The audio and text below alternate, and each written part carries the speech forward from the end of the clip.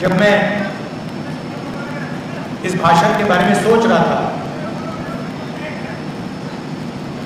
तो मुझे मालूम था कि कॉन्स्टिट्यूशन की तो बात होगी क्योंकि लड़ाई कॉन्स्टिट्यूशन की है और कॉन्स्टिट्यूशन में बहुत बड़ा रोल अंबेडकर जी का था। तो अंबेडकर जी, गांधी जी का भी डिस्कशन होगा और फिर मुझे वो अंबेडकर जी के 3 शब्द याद आए, एजुकेट, एजिटेट, ऑर्गेनाइज। और मैं सोच रहा था कि अंबेडकर जी ने जब ये शब्द लिखे या बोले तो उसके पीछे सोच होगी और मेरे दिमाग में सवाल उठा कि इन शब्दों का जो ऑर्डर है, सबसे पहले एजुकेट, उसके बाद में एजिटेट और उसके बाद में ऑर्गेनाइज। मतलब अगर आप अपने आप को एजुकेट नहीं करोगे, और एजुकेट का मतलब यह नहीं कि आप स्कूल और कॉलेज चले गए।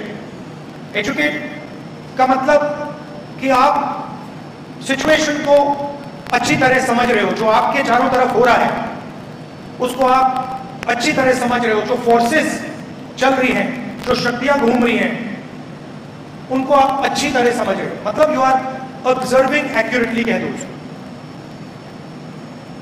उसके बाद ही एजिटेशन हो सकता है। उसके पहले अगर एजिटेशन शुरू हो गया तो उसका कोई मतलब नहीं है, क्योंकि उस एजिटेशन का कोई डायरेक्शन ही नहीं होगा। और फिर आपने बिना ऑर्गेनाइजेशन के एजिटेट कर दिया तो वो जो एजिटेशन है उसका जो पावर है वो ट्रांसमिट नहीं होगा। तो इसमें एक लॉजिक है। और फिर मैं सोच रहा था, जिसको आजकल मैं 90% कहता हूं, उसमें आप दलित वर्ग जोड़ दीजिए, उसमें आप ओबीसी वर्ग जोड़ दीजिए, आदिवासी वर्ग जोड़ दीजिए, माइनॉरिटीज जोड़ दीजिए, और उसमें अगर आप और ऐड करना चाहते हैं उसमें आप 5% गरीब जनरल क्लास भी जोड़ दीजिए। पूरा ऐड करेंगे तो 95%। और मैं सोच रहा था कि जब मैं छोटा था मैंने किंडरगार्टन से पोस्ट ग्रेजुएट किया। ठीक है, मैंने ग्रेजुएशन, पोस्ट ग्रेजुएशन हिंदुस्तान के बाहर किया, मगर स्कूल, मेरा एजुकेशन पूरा हिंदुस्तान में था। और मैं सोच रहा था कि स्कूल एजुकेशन में मुझे अनटचेबिलिटी के बारे में, दलितों के बारे में कितनी किताबें पढ़ने को मिली, कितने चैप्टर्स थे। हिस्ट्री तो बहुत बड़ी है, आज 15% है, 3000 साल पुरानी हिस्ट्री है। मगर एजुकेशन सिस्टम में 3 लाइन, 5 लाइन, 20 लाइन। उसी तरीके से अगर आप ओबीसी कम्युनिटी को देखें, जो अभी आए, जिन्होंने मुझे मूर्ति दी, जैसे ही मैंने उनका हाथ मिलाया, अभी का एक्सपीरियंस बता रहा हूं आपको। कहां है स्वप्निल कुमार जी? कहां है? कहां है? चले गए? पीछे क्यों? उनको आगे लाइए ना। देखो यही है, पीछे कर दिया। जो हाथ से काम करता है वो पीछे है। तो जैसे ही मैंने इनका हाथ मिलाया, कांटेक्ट होते ही मुझे पता लग गया कि इस हाथ में हुनर है। अब आप देखिए, जिसके हाथ में हुनर है उसको पीछे बैठा दिया। और ये हिंदुस्तान में 24 घंटा हो रहा है। 24 घंटा। जिसके हाथ में स्किल है, जिसके हाथ में कैपेबिलिटी है, जिसके हाथ में एक्सपीरियंस है, चाहे उसे आप नाई कहें, मोची कहें, कारीगर कहें, फैक्ट्री में वर्कर कहें, कारीगर कहें, फैक्ट्री में वर्कर कहें, जिसके हाथ में हुनर है, उसकी हिस्ट्री तो हमारे एजुकेशन सिस्टम में है ही नहीं। उसके बारे में कुछ कहा भी नहीं जाता है। उन्होंने क्या किया, कैसे किया, क्या उनके खिलाफ डिस्क्रिमिनेशन हुआ, क्या उनको सहना पड़ा, वो तो है ही नहीं। मैं अपना एक्सपीरियंस बता रहा हूं, पता नहीं शायद आपने स्कूलों में पढ़ा हो। मैंने स्कूल में ना दलितों की हिस्ट्री नहीं पढ़ी, ना दलितों की हिस्ट्री पढ़ी, ना पिछड़ों की हिस्ट्री पढ़ी। और आज तो उल्टा हो रहा है। आज वो थोड़ी सी हिस्ट्री जो है उसको भी मिटाया जा रहा है। और हिस्ट्री के बिना, अपनी स्पेस को पहचाने बिना, अपनी लोकेशन को समझे बिना एजुकेशन पॉसिबल ही नहीं है। तो जब हम एजुकेशन की बात करते हैं तो फिर सवाल उठना चाहिए कि ठीक है भाई, एजुकेशन सिस्टम में किसका कंट्रोल है?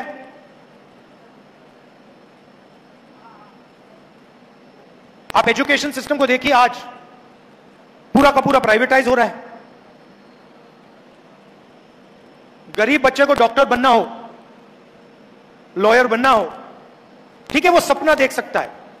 भारत जोड़ो यात्रा में हजारों बच्चों से, क्या हुआ? नहीं नहीं, नो नहीं, नो नहीं, नो नहीं। हजारों बच्चों से मिला, सब कहते हैं मैं इंजीनियर बनना चाहता हूं, मैं डॉक्टर बनना चाहता हूं, मैं आईएएस में जाना चाहता हूं। और जब मैं इनसे बात कर रहा था, मेरे माइंड में क्या था कि मेरा देश इनसे झूठ बोल रहा है। इंजीनियर कितने लोग बनेंगे? डॉक्टर कितने बनेंगे? 2%, 3%, 5%, 7%, 90% तो नहीं बन सकते। बट हर रोज हमारे बच्चों को कहा जाता है कि भैया इंजीनियर बनने का सपना देखो, डॉक्टर बनने का सपना देखो, लॉयर बनने का सपना देखो। और फिर उनके माता पिता से कहा जाता है ठीक है भैया, अब आप 10 लाख रुपए निकालो, 15 लाख रुपए निकालो, 20 लाख रुपए निकालो, 1 करोड़ रुपए निकालो, 2 करोड़ रुपए निकालो। दे ही नहीं पाते। तो आपने इमेजिनेशन को दबा दिया, हिस्ट्री को दबा दिया, और एजुकेशन का जो सिस्टम है उसमें आप एंट्री नहीं देते। और फिर लोग कहते हैं कि भैया सुपर पावर बनेगा। कहां से सुपर पावर बनेगा? 90% तो गेम ही नहीं खेल रहा है, 90% बाहर बैठा हुआ है, 5% लोग चला रहे हैं। अदानी जी जो भी बिजनेस खोलना चाहते हैं खोल सकते हैं, अंबानी जी हर बिजनेस में जा सकते हैं। मगर अगर ये कुम्हार जी जो मूर्ति बनाते हैं, अगर इन्होंने सपना देखना शुरू कर दिया कि भाई मैं दूसरे तरीके से मूर्ति बनाना चाहता हूं, मुझे थोड़ी फंडिंग की जरूरत है, 15 मिनट में पता लग जाएगा रास्ता बंद है।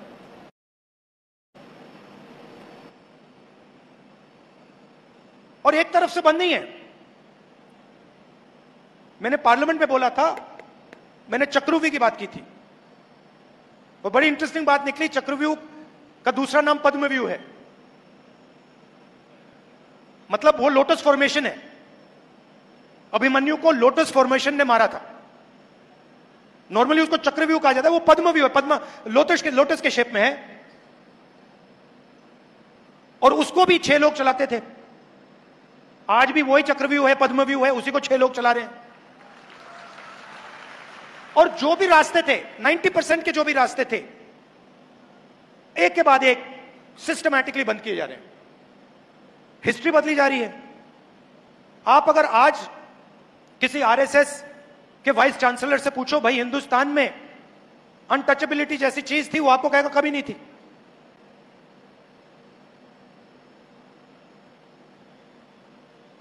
रोहित वेमुला कुछ भी कह ले, उसके खिलाफ डिस्क्रिमिनेशन हुई नहीं। तो एजुकेशन का रास्ता बंद, इंडस्ट्री का रास्ता बंद। इंडस्ट्री में देख लीजिए 250 सबसे बड़े बिजनेसमैन निकाल लीजिए, लिस्ट निकाल लीजिए, और मुझे बताइए उस लिस्ट में दलित कौन है, आदिवासी कौन है, पिछड़ा कौन है? एक भी नहीं, मैंने चेक किया, एक नहीं उसमें। मैनेजमेंट टीम की लिस्ट निकालिए, अदानी, अंबानी, इन सब कंपनीज की मैनेजमेंट लिस्ट निकालिए। सीईओ को छोड़ दीजिए, ओनरशिप छोड़ दीजिए, मैनेजर्स निकालिए, और मुझे दिखाइए सीनियर मैनेजमेंट में जिनकी मतलब 1 करोड़ 2 करोड़ 50 लाख 15 लाख वाली सैलरीज होती हैं, उसमें मुझे नाम दिखा दीजिए।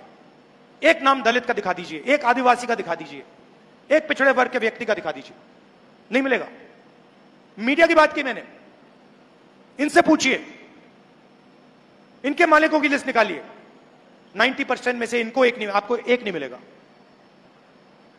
और फिर 24 घंटा मीडिया में ग्रोथ की बात होती है, प्रोग्रेस की बात होती है, सुपर पावर बनने की बात होती है, और 90% है ही नहीं कहीं। हाईकोर्ट देख लीजिए, जुडिशरी देख लीजिए, इंडस्ट्री देख लीजिए, इंटेलिजेंस एजेंसी देख लीजिए। अच्छा, मैंने लिस्ट निकाली आरएसएस के जो नॉमिनेटेड लोग हैं, हजारों लोग हैं उसमें, जो हिंदुस्तान का इंस्टीट्यूशनल इंफ्रास्ट्रक्चर में वो डालते हैं, संस्थाओं में डालते हैं, उसमें आपको एक दलित नहीं मिलेगा, एक आदिवासी नहीं मिलेगा, एक पिछड़ा ही मिलेगा। तो 90% के लिए सारे के सारे दरवाजे एक के बाद एक बंद हो रहे हैं। अग्निवीर क्या है? लोग कहते हैं अग्निवीर जवानों के लिए स्कीम है। अग्निवीर हिंदुस्तान के 90% लोगों के हाथ से पेंशन छीनने का स्कीम है। पहले अगर एक युवा आर्मी में जाता था, जवान बनता था, तो देश उसे कहता था कि देखिए, आपने देश को अपनी जिंदगी दी है, हम आपको प्रोटेक्शन देंगे, हम आपको पेंशन देंगे, कैंटीन देंगे, और अगर आपको कुछ हुआ, अगर आप शहीद हुए, तो हम आपको कॉम्पेंसेशन और शहीद का दर्जा देंगे।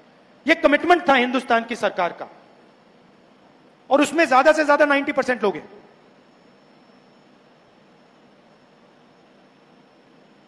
अग्निवीर किया, नाम बहुत सुंदर दिया, अग्निवीर, मगर अग्निवीर की सच्चाई क्या है? आपने हिंदुस्तान के जवान से पेंशन छीन ली, शहीद का दर्जा छीन लिया, कॉम्पेंसेशन छीन ली, कैंटीन छीन ली, और रिस्पेक्ट छीन ली, और आप सोचते हो कि उसको पता नहीं लगेगा। आप सोचते हो कि उसमें इतनी भी अकल नहीं है कि वो ये बात को समझ जाए। आप जाइए रिक्रूटमेंट सेंटर में, जाइए, सब खाली पड़े हुए, कोई जाना नहीं चाहता। क्यों जाए? 2 तरीके के आपने जवान बना दिए हैं। एक को आप पेंशन दे रहे हो, शहीद का दर्जा दे रहे हो, रिस्पेक्ट दे रहे हो, और उसी के साथ दूसरा जवान खड़ा है, उसका आपने नाम बदल दिया, उसको आपने अग्निवीर कह दिया, उसकी आपने पेंशन छीन ली, उसकी रिस्पेक्ट छीन ली, उसकी कैंटीन छीन ली, शहीद का दर्जा छीन लिया, कॉम्पेंसेशन छीन लिया, और आप हिंदुस्तान को कह रहे हो देखो भैया हम बड़े देशभक्त हैं। मगर यह बात समझ आती है लोगों को। पहले पब्लिक सेक्टर हुआ करता था, पूरा का पूरा प्राइवेटाइज कर दिया। पहले उसमें रिजर्वेशन थी, अब पब्लिक सेक्टर गायब। एक के बाद एक प्राइवेटाइज हो रहा है। सक्सेसफुल पब्लिक सेक्टर यूनिट जो चल रहा है, प्राइवेट सेक्टर से कंपीट कर रहा है, पैसे बना रहा है, लोगों को रोजगार दे रहा है, वो प्राइवेटाइज हो रहे हैं। उसको प्राइवेटाइजेशन नहीं कहना चाहिए, उसको डी रिजर्वेशन कहना चाहिए, कि आपने उसको वहां से रिजर्वेशन हटा दिया, डी रिजर्व कर दिया, और आपने रिजर्वेशन हटा दी। तो अब सवाल उठता है कि सालों से आरएसएस और बीजेपी ये काम कर रहे हैं और फाउंडेशन यही है, कॉन्स्टिट्यूशन है, तो लड़ाई इसकी है, स्ट्रैटेजी ये है। मगर आगे क्या करना है? अगर हम कहें कि भैया कॉन्स्टिट्यूशन की रक्षा करनी है, तो फिर अगला पूछेगा भाई हां ठीक है, मगर कैसे? एक्शन क्या है कॉन्स्टिट्यूशन को बचाने की? तो दो तीन सिंपल से एक्शंस मुझे दिखाई दे रहे हैं। सबसे पहला एक्शन कॉन्स्टिट्यूशन को बचाने का, रिजर्वेशन की जो दीवार है 50% वाली, इसको तोड़कर हटाने का। क्योंकि आबादी 90% है और जब मैं हिंदुस्तान की सरकार को देखता हूं, जो हिंदुस्तान के पूरे बजट को चलाता है, 90 आईएएस ऑफिसर्स इसको चलाते हैं। हिंदुस्तान के बजट का सारा पैसा, 100% पैसा ये 90 लोग डिसाइड करते हैं। 90 में से 3 ओबीसी हैं। आपकी आबादी 50% कम से कम, 90 में से 3 आपके। दलितों की आबादी 15%, उनके भी 3। आदिवासियों की आबादी 8%, उनका 1। मगर उससे बात समझ नहीं आती, 90 और 3 में से बात समझ नहीं आती। बात फाइनेंस की जब बात होती है तब समझ आती है। आपकी आबादी 50% पिछड़ा वर्ग, ओबीसी, और हिंदुस्तान के बजट में अगर हिंदुस्तान 100 रुपए खर्च करता है तो 5 रुपए का डिसीजन ओबीसी अफसर लेते हैं। आबादी 50% और फाइनेंशियल डिसीजन 5%। दलित 15% आबादी, 100 रुपए में से 1 रुपए का निर्णय वो लेते हैं। और आदिवासी 8%, 100 रुपए में से 10 पैसे का निर्णय वो लेते हैं। तो अगर आप 90% का पूरा फाइनेंशियल डिसीजन मेकिंग पावर जोड़ दो तो 100 रुपए में से 6 रुपए 10 पैसे का निर्णय 90% हिंदुस्तान लेता है। 6 रुपए 10 पैसे 100 रुपए में से 90% डिसाइड करता है।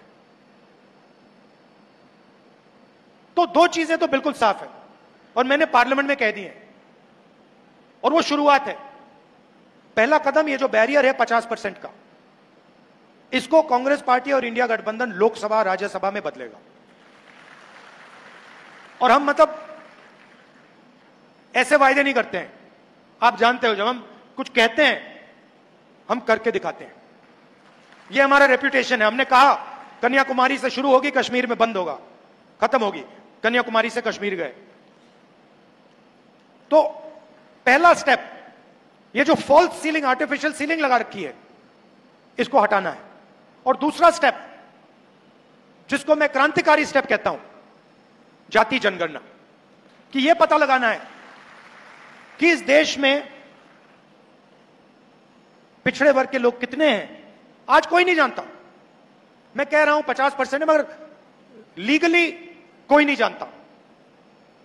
अगर आप मेरे पास आए और आपने कहा नहीं 10% है, तो लीगली आप भी सही हो, मैं भी सही हूं। जाति जनगणना के बाद आप मुझे कह नहीं पाओगे कि भैया आप 10% हो। मैं कहूंगा नहीं भैया 10 नहीं है, 50 है। दूसरी बात, जब हम जाति जनगणना की बात करते हैं, हम सिर्फ कास्ट सेंसस की बात नहीं करते हैं, हम इसमें 2 और चीजें जोड़ना चाहते हैं। सबसे पहले, किसकी कितनी आबादी। दूसरा, इन अलग अलग वर्गों का हिंदुस्तान के फाइनेंशियल सिस्टम में कितनी पकड़ है, इनके हाथ में कितना धन है। दलितों के हाथ में कितना धन है, आदिवासियों के हाथ में कितना धन है, पिछड़ों के हाथ में कितना धन है। Socio economic survey. और उसके बाद जो मैं सोचता हूं उससे भी जरूरी, हिंदुस्तान की संस्थाओं में इन लोगों की कितनी पकड़ है। जुडिशियल सिस्टम में आदिवासी कितने हैं, दलित कितने हैं, पिछड़े कितने हैं, किस लेवल पे हैं। मीडिया में कितने हैं, किस लेवल पे हैं। ब्यूरोक्रेसी में कितने हैं।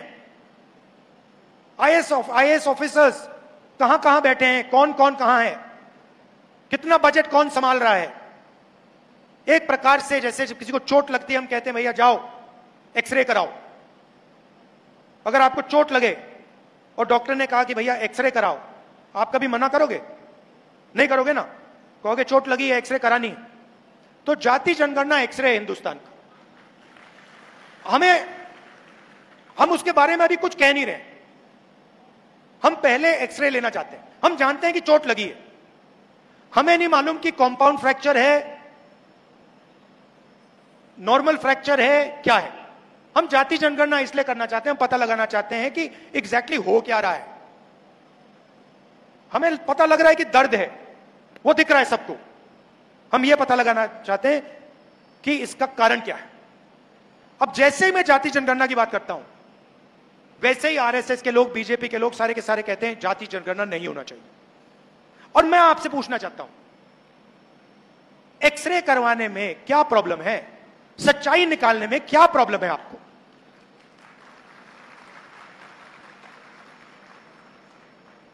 ये जाति जनगणना नहीं कराना चाहते हैं क्योंकि ये सच्चाई से डरते हैं। ये चाहते हैं कि देश के जनता को पता ना लगे, 90% को पता ना लगे देश का धन, देश की संस्थाएं, देश को चलाने का सिस्टम किसके हाथ में है, कितना किसके हाथ में। और यह भी मैंने कहा दिया है, खारगे जी ने कहा है, मैंने कहा है, कांग्रेस पार्टी की पूरी लीडरशिप ने वर्किंग कमेटी में कहा है कि 50% रिजर्वेशन की जो दीवार है उसको तोड़ेंगे और जाति जनगणना को लोकसभा में, राज्यसभा में पास करके दिखाएंगे। और आप यह भी समझ लीजिए, इसको कोई शक्ति नहीं रोक सकती है। दुनिया में कोई शक्ति नहीं है। मोदी जी कुछ भी कर लें, कोई भी डांस गाना कर लें, बीजेपी कोई भी नाच ले, आरएसएस कुछ भी कर ले, आप देखना, लिख के ले लो, जाति जनगणना हिंदुस्तान की लोकसभा और राज्यसभा में पास होगा और कानून बनेगा। और सच्ची राजनीति, 90% की जो राजनीति है, इन दो कदमों के बाद शुरू होगी। क्योंकि फिर हमें 21वीं सदी है, डेटा के बिना, इंफॉर्मेशन के बिना कुछ होता नहीं है। जाति जनगणना के बाद सारा का सारा इंफॉर्मेशन, डेटा हमारे हाथ में होगा। तो यह मैं आपसे कहना चाहता था कि बीजेपी और आरएसएस सारे के सारे रास्ते बंद कर दिए। हमें रास्ते खोलने हैं, इसको डिफेंड करना है। क्योंकि अगर यह छिन गया तो फिर सब गया। और ये सब लोग जानते हैं। आपने देखा होगा, देखिए आपने देखा होगा, पहले नरेंद्र मोदी जी 400 पार कह रहे थे, याद है आपको? 400 पार, 400 पार, मुस्कुराते थे, 56 इंच की छाती थी। उसके बाद क्या हुआ? उसके बाद हिंदुस्तान की जनता ने बिना उन्हें एक शब्द बोले उन्हें कह दिया, इसको आपने छुआ फिर देखो क्या होता है। और आप सबको बहुत अच्छा लगा जब नरेंद्र मोदी जी ने कॉन्स्टिट्यूशन को अपने सिर पे ऐसे लगाया। वो लगाना पड़ा, वो इस किताब को मानते नहीं है। हिंदुस्तान की जनता ने उन्हें कहा, भैया सिर झुकाओ और इसको अपने माथे पे लगाओ, और उनको करना पड़ा। यह है हिंदुस्तान की जनता की शक्ति और हिंदुस्तान की जनता का ज्ञान। वो समझते हैं, गरीब से गरीब व्यक्ति समझता है कि अगर यह चला गया तो सब कुछ चला गया, और इसको हम कभी जाने नहीं देंगे। ये कुछ भी कर लें, यह नहीं जाएगा यहां से। और इसकी रक्षा करने के दो सबसे बड़े तरीके हैं, इसका प्रोटेक्शन करने के लिए दो सबसे बड़े तरीके हैं, जाति जनगणना और 50% की दीवार को तोड़ना। और तरीके भी हैं, मगर ये पहले 2 कदम है। आप यहां आए, आपने डिस्कशन किया, आप कॉन्स्टिट्यूशन के लिए लड़ते हो, जीते हो, मरते हो, इसके लिए मैं आपको दिल से धन्यवाद करना चाहता हूं। और मैं आपको कहना चाहता हूं कि जहां भी मेरी जरूरत होगी, 90% की मदद करने के लिए मैं वहां, जैसे ही आप ऑर्डर दोगे, मैं हाजिर हो जाऊंगा। और क्यों? क्योंकि मैं जानता हूं कि देश 90% के बिना चल नहीं सकता है। देश हुनर की रिस्पेक्ट करे बिना चल नहीं सकता है। खोखला है, और हमें खोखला देश नहीं चाहिए। हमें मजबूत देश चाहिए, और अगर हमें मजबूत देश चाहिए तो उसमें 90% लोगों की भागीदारी होनी ही पड़ेगी, और चॉइस ही नहीं। आप सबका दिल से धन्यवाद, नमस्कार, जय हिंद। जनशक्ती यूट्यूब चॅनेलला सबस्क्राईब करून बेल आयकॉनवर क्लिक करायला विसरू नका।